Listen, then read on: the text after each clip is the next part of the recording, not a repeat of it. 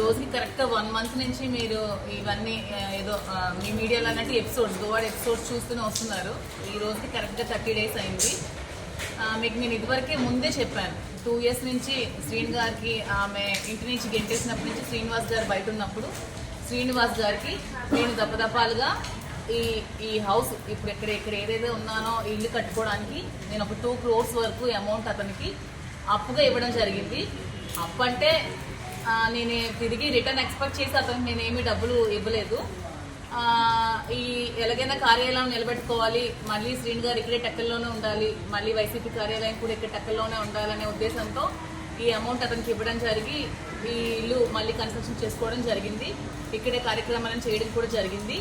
కానీ ఒక 1 month back, ఈ 2 yearsలో ఎప్పుడూ లేనిది 1 month బ్యాక్ వాణి వచ్చి తన ఒక 100 మంది మనుషులతో వచ్చి ట్రెస్ పాస్ చేసి ఇళ్ళది విరగొట్టి, డోర్స్ విరగొట్టి, గోడలు పగలగొట్టి ట్రెస్ పాస్ చేసి లోపలికి వచ్చింది.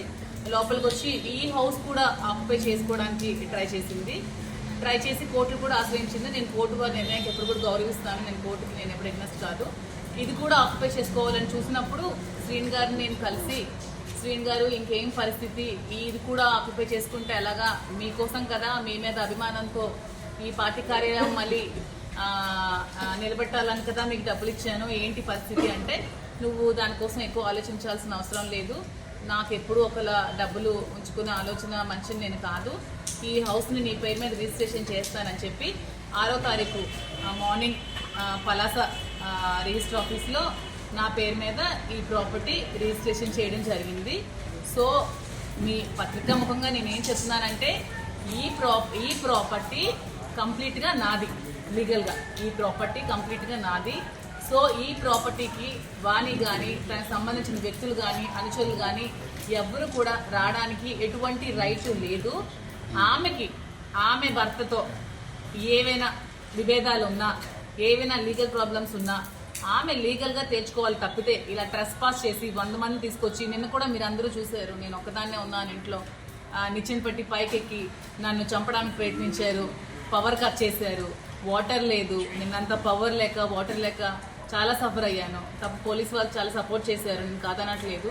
ప్రభుత్వం కూడా నాకు అండగా నిల్చోవాలి ఈ విషయంలో, ఎందుకంటే ఇది నేను డబ్బులు ఇచ్చి కొనుక్కున్న ప్రాపర్టీ కాబట్టి. ఇక్కడికి అలాంటి ఇంకా ట్రెస్ పాస్ ఇంకొకటి జరగకున్నా, ఆవిడ మళ్ళీ ఇక్కడికి రాకున్నా, నన్ను ఇబ్బంది పట్టకున్నా, మీరు మీ మీడియా వాళ్ళు, పోలీస్ వారి, ప్రభుత్వం అందరు నన్ను ఆదుకోవాలని, నాకు అండగా నిలబడాలని కోరుకుంటున్నాను.